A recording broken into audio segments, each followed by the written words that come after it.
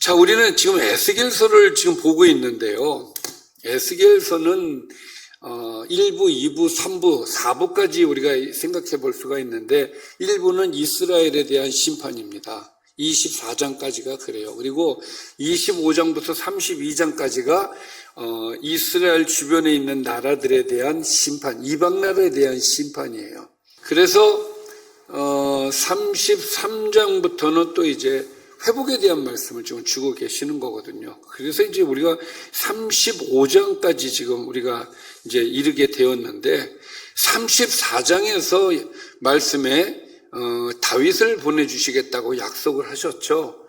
그래서 다윗을 보내주셔서 회복을 시켜주시겠다라고 약속을 했고, 이 회복에 대한 구체적인 얘기가 36장에 가서 이야기를 나오는데 그 중간에 이 35장에 에돔에 대한 심판 이야기가 요 사이에 한번 나와요. 그래서 에돔도 심판을 받는데 에돔은 왜 심판을 받게 되었는지, 하나님은 그들을 왜 심판하시는지에 대한 내용을 우리가 알면 신앙적으로 우리에게 굉장히 큰 도움이 될 것이라고 좀 믿습니다. 자, 말씀 들어가겠습니다. 또 여호와의 말씀이 내게 임하여 이르시되 인자야 내 얼굴을 세일산으로 향하고 그에게 예언하여. 여기서 세일산은 에돔을 얘기하는 겁니다. 에돔은 에서의 후예들을 에돔이라고 이야기를 하죠. 그래서 에서는 야곱과 형제죠. 그래서 야곱의 자손들은 이스라엘이 되고 에서의 자손들은 에돔이 되는 겁니다. 그렇게 보았을 때 이 두 나라는 어떻게 됩니까? 형제의 나라가 되겠죠. 근데 별로 사이가 좋지를 않았어요. 오늘 내용을 보면 그렇습니다.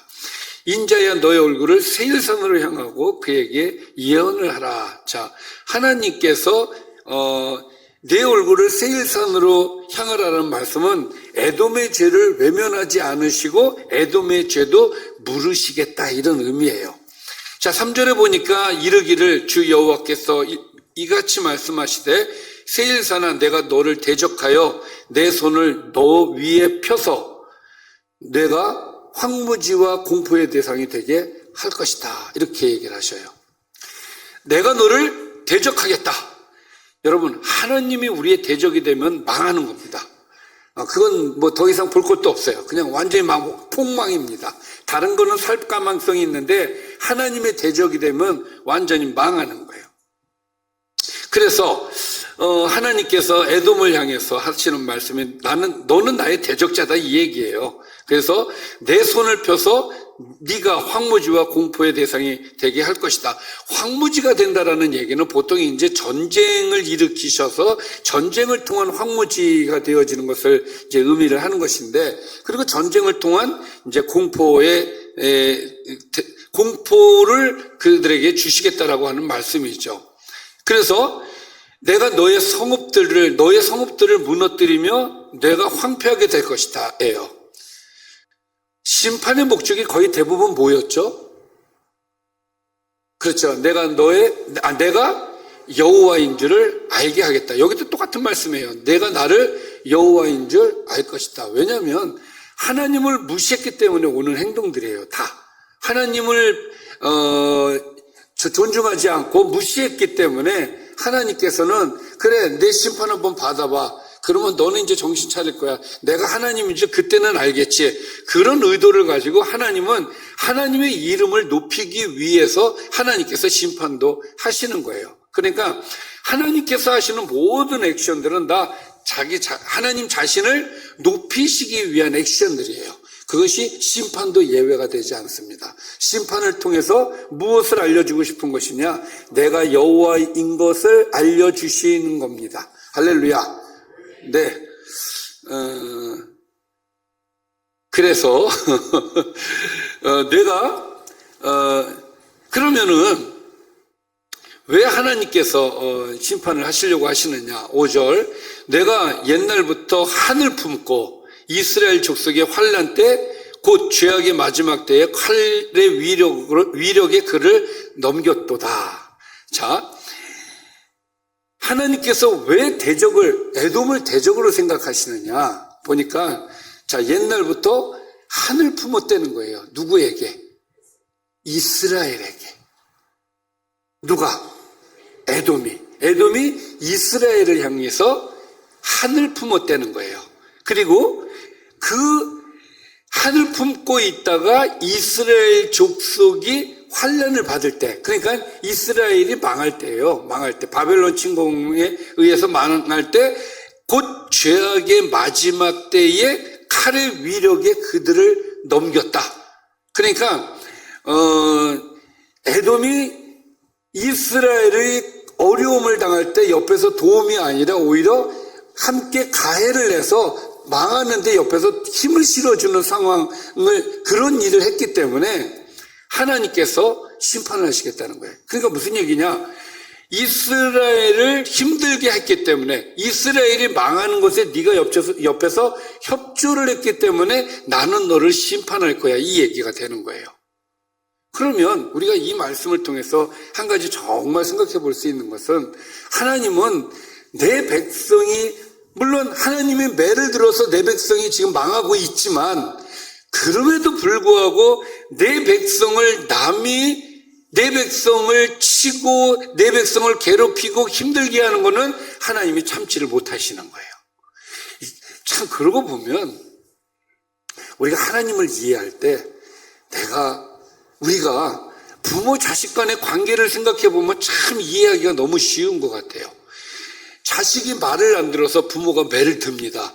매를 들어서 내가 내 애를 매를 때리더라도 남이 매를 들어서 내 애를 때리는 거는 싫단 말이에요. 똑같은 거예요. 하나님도 그런 마음이에요. 그러니까 이 말씀은 우리가 어떻게 이해를 할 수 있냐면, 하나님은 정말 자기 백성을 사랑하시는구나라는 것을 알 수가 있어요. 너무 화가 나셨어요. 에돔이 이스라엘을 괴롭히는 것이 너무 화가 나셨어요. 저는 이 말씀을 보면서 많은 위로가 됩니다. 아, 하나님이 우리를 이렇게 사랑하시는구나. 다른 사람들이 나를 힘들게 할 때, 다른 사람들이 나를 괴롭게 할 때 하나님은 그 사람을 향해서 화가 나시는구나. 그건 내가 가만히 있어도 되겠구나. 이런 생각을 하게 됩니다. 자, 그래서 하나님이 화가 나셨다는 거예요. 그러므로 주 여호와의 말씀이니라. 그러므로가 뭐예요? 네가 이스라엘 망할 때 옆에서 협조했지. 그래서 넘겼다는 거예요. 그래서 하나님께서 화가 나셨다는 거예요. 그래서 주 여호와의 말씀이니라 하시면서 이제 심판에 대한 얘기가 나오겠죠. 내가 나의 삶을 두고 맹세하노니, 이건 뭐예요? 반드시 하겠다. 반드시. 내가 너에게 피를 만나게 할 것이다. 피가 너를 따를 것이다. 주로 이제 전쟁이죠. 이것은 하나님께서 전쟁을 선포하시는 거예요. 하나님과의 전쟁이 아니라 에돔의 전쟁이 있을 것을 말씀해 주시는 겁니다. 그래서 그 피로 말미암아 내가 세일산이 황무지와 폐허가 되게 할 것이다. 그 심판으로 말미암아 세일산이 황무지가 되고 폐허가 되겠다는 것이죠. 여러분, 전쟁은요, 지금이나 예나 한번 일어나면은 폐허예요. 옛날에도 그런 거예요.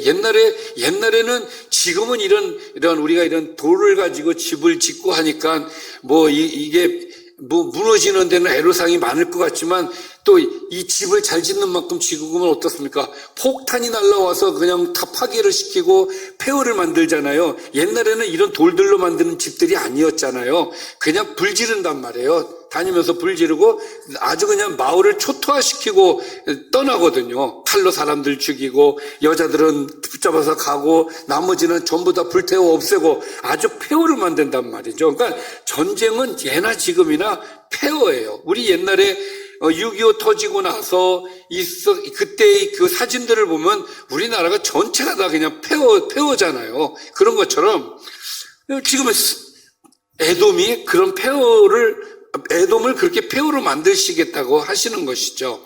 그래서 그 위에 왕래하는 자를 다 끊어버릴 것이다. 내가 그 죽임당한 자를 그 여러 산에 채우되 칼에 죽임당한 자를 내 여러 맷뿌리와 골짜기와 모든 시내에 엎드러지게 하고, 그러니까 이건 전쟁이 분명한 거예요. 전쟁을 통해서 곳곳에 많은 사람들을 죽이겠다라는 말씀이에요. 사람들의 생명을 데려가시겠다라는 말씀입니다. 그래서 너를 영원히 황폐하게 할 것이다. 다시는 일어나지 못할 정도로 너를 황폐하게 할 것이다. 너의 성읍들에 다시는 거주할 자가 없게 할 것이다. 그래서 내가 여호와인 줄 너희가 알리라. 할렐루야. 그러니까 이 말씀을 보면 하나님의 백성을 대적하는 자의 말로가 어떤지를 우리가 볼 수가 있고, 하나님의 백성을 얼마나 하나님이 사랑하시는지를 오늘 말씀을 통해서 좀 더 깊게 알 수가 있는 것이죠. 자, 그리고 10절부터는 이 사람들이 좀 더 잘못한 디테일한 내용을 말씀을 하시는데, 이 사람들은 대단한 착각을 했어요. 어떤 착각을 했냐면, 내가 말하기를 이 두 민족과 두 땅은 내 것이 되며 내 기업이 될 것이다. 여기서 두 민족은 유다와 이스라엘을 얘기하는 거예요. 그러니까 이스라엘이 망하고 그 다음에 유다가 망하니까 에돔은 이렇게 생각했어요. 이제 이 땅 우리 거네? 그렇게 생각을 한 거예요. 그래서 뭐라고 얘기합니까? 이 두 민족과 두 땅은 다 내 것이며 내 기업이 될 것이다라는 착각을 했다는 것이에요. 그러니까 바벨론과 아수르를 옆에서 도와줌으로써 이 이스라엘과 유다가 황폐하게 되어지면, 전쟁에서 지게 되면, 그때 우리가 들어가서 이 땅을 차지하면 이 땅이 다 우리 거가 되네, 이렇게 생각을 했다는 거예요. 이 생각을 한 거에 대해서 하나님께서는 또 화가 나신 거예요. 고얀 놈들, 이거예요. 내 백성의 땅을 넘보려고 하다니, 그렇게 생각하신 거예요. 자, 그러나 아주 중요한 말씀이에요. 이스라엘이 황폐해지고 거기에 있는 사람들이 심판을 통해서 망한다 할지라도 반드시 없어지지 않은 진리의 말씀은 이겁니다. 그 여호와께서 거기에 계셨느니라. 할렐루야. 비록 이스라엘이 매를 맞고는 있지만 하나님은 여전히 임마누엘 하나님이 그곳에 계셨다는 사실이에요. 할렐루야. 그러니까 우리 하나님은 이런 하나님이신 거예요. 하나님은 늘 우리와 함께 하기를 원하십니다. 내가 잘못해서 내가 매를 맞더라도, 내가 만신창이가 된다 하더라도 하나님은 나를 사랑하시고 나와 함께 하신다는 사실을 꼭 기억하시기를 바랍니다. 자, 이렇게 착각하고 있는 그들에게 그러므로 주 여호와의 말씀이니라, 내가 나의 삶을 두고 맹세하노니 내가 그들을 미워하여 노하며 질투한 대로, 네가 이스라엘을 향해서 미워했고 노했고 질투한 대로 내가 너에게 행하여 그대로 갚아주시겠다는 거예요. 너를 심판할 때에 그들이 나를 알게 하리라. 내가 이스라엘 산들을 가리켜 말하기를, 한 번 더 얘기합니다. 저 산들이 황폐하였으므로 우리에게 넘겨주어서 삼키게 되었다 하여, 그러니까 하나님께서 이걸 싫어하신 거예요. 저 땅 이제 우리 거야 라고 생각하는 그 자체를 싫어하셨다는 거예요. 그리고 그것만 얘기한 게 아니라 이스라엘 향해서 욕을 했다는 거예요.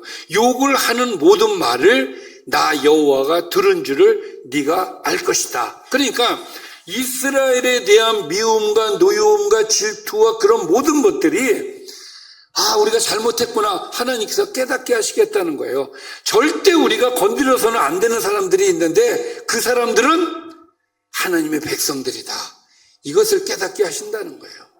할렐루야. 너희가 나를 대적하여, 참 보면 에돔이 하나님을 대적한 거 아니잖아요. 이스라엘을 대적한 것이지. 근데 하나님은 내 백성을 대적한 것이 곧 나를 대적한 것으로 하나님은 생각하신다는 이야기죠. 그래서 너희가 나를 대적하여 입으로 자랑하며 나를 대적하여 여러 가지 말한 것을 내가 들었다. 사실 에돔 사람들의 입장에서는 억울할 거예요. 아닌데요, 우리 하나님 대적한 적 없는데요. 그럴 때 하나님 분명히 말씀하실 거예요. 나의 백성들을 대적한 것이 곧 나를 대적한 것이다. 그러니까 우리를 대적하는 사람들은 진짜 용감해야 대적합니다. 안 그렇습니까? 정말 용감해야 돼요. 하나님을 대적하는 행위가 되는 것이기 때문에 그렇죠. 심판은 이런 거예요. 남이 잘 되는 꼴을 못 보는 사람들은 이런 심판을 받는 거예요. 에돔은 그런 경우예요. 남이 잘 되는 거를 못 보는 사람들이 있어요. 여러분, 우리 그리스도인들은 그러면 안 돼요. 우리 그리스도인들은요, 남도 잘 되고 나도 잘 되고, 할렐루야. 이런 마음으로 우리는 살아야 돼요. 저 인간은 잘 살면 안 돼. 저 인간은 망해야 돼. 막 저주를 퍼붓고 하나님 이거 절대로 기뻐하지 않습니다. 왜냐하면 에돔이 그래서 망하는 거예요, 지금. 지금 14절에 보면 주 여호와께서 이같이 말씀하셨느니라 온 땅이 즐거워할 때에 내가 너를 황폐하게 할 것이다. 왜 즐거워합니까? 이스라엘이 망했으니까 즐거워하는 거예요. 아이고 잘 됐다. 이스라엘 망했다. 유다 망했다. 와, 저거 다 우리 거다. 이렇게 온 땅이 즐거워할 때에 내가 너를 황폐하게 할 것이다. 그대로 갚아주겠다는 얘기예요. 이스라엘 족속의 기업이 황폐함으로 네가 즐거운 것 같이 내가 너를 황폐하게 할 것이다. 세일사나 너와 에돔 온 땅이 황폐하리니 내가 여호와인 줄을 무리가 알리라 하셨다 하라. 그래서 오늘 말씀은 크게 두 가지를 알 수가 있는 거예요. 하나는 하나님의 백성은 절대로 건들면 안 된다. 그러니까 여러분 옆 사람 한번 보세요. 절대로 건들면 안 돼요. 큰일 납니다. 네, 큰일 나요. 내 옆 사람을 건드리는 것이 곧 하나님을 대적하는 행위라고 오늘 말씀하시는 거예요.